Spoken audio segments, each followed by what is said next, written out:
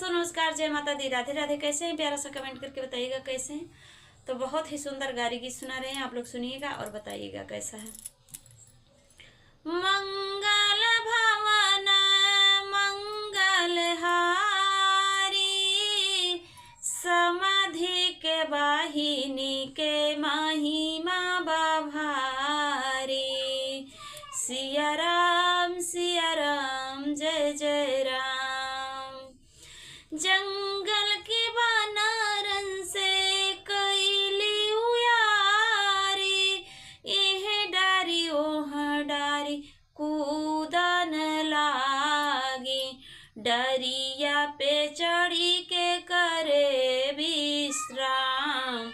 सिया राम जय जय राम। सिया राम जय जय राम। एक दिन ओनाहू बतिया बिगाड़ी, बनराउन करे चोटिया उखारे।